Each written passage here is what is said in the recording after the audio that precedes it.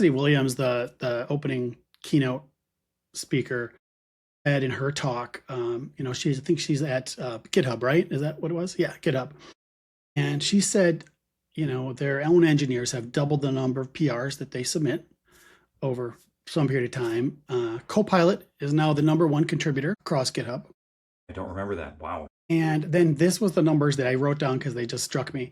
Okay, she said they had 1 billion commits in 2025, which that's a pretty large number of commits. I can't really think about that This number. is to all of GitHub. All of GitHub. Okay.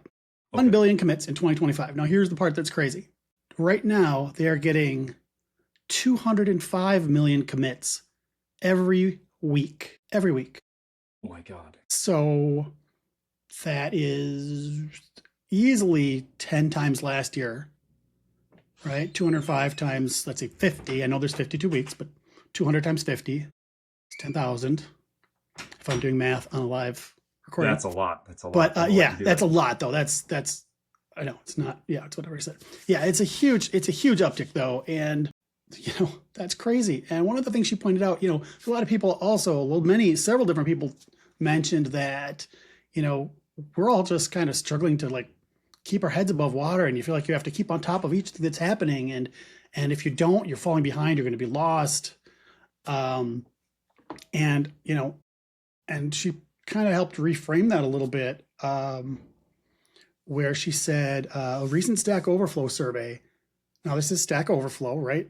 Developers mostly.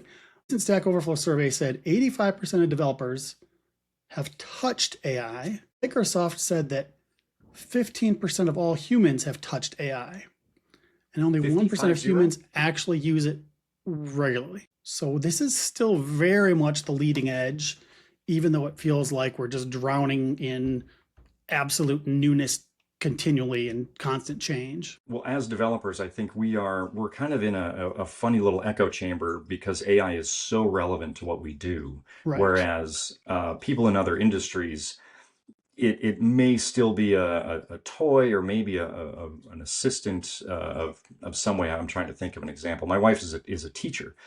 I don't think she's used AI at all. If maybe once or twice she's maybe looked at ChatGPT on the website, but it is not in her orbit, if you will. Whereas we are inundated with it, so we have a little bit of a distorted perspective as to how the popularity of this. I think that's true. I mean, my kids know about AI. My wife knows it exists, but never does anything with it, except for maybe Google's AI insights or whatever when she searches for something. Right, you can't avoid it there.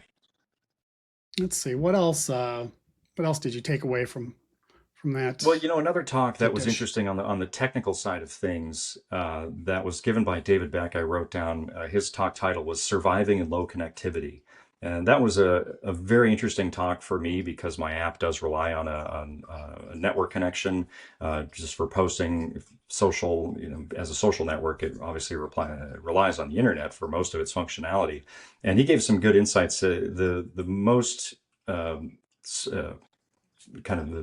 useful to me was that if you have low connectivity, it's hard to tell and hard to test for, because just using the iOS simulator to simulate low connectivity is not necessarily reflective of what happens in the real world. And you're talking about the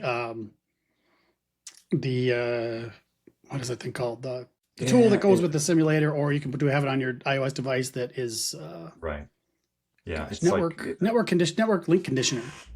Yes, nice. Yes, okay. And which honestly I haven't really played with because it's like I can only attack so many things in one day, and I haven't really played with it.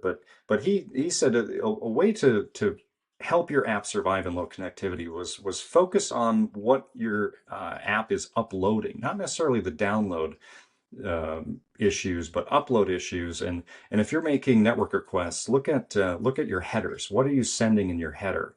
And if you can reduce that by any margin, that will really help if you are in a low network connection or poor connection state with your app. And so I need to dive deeper into that.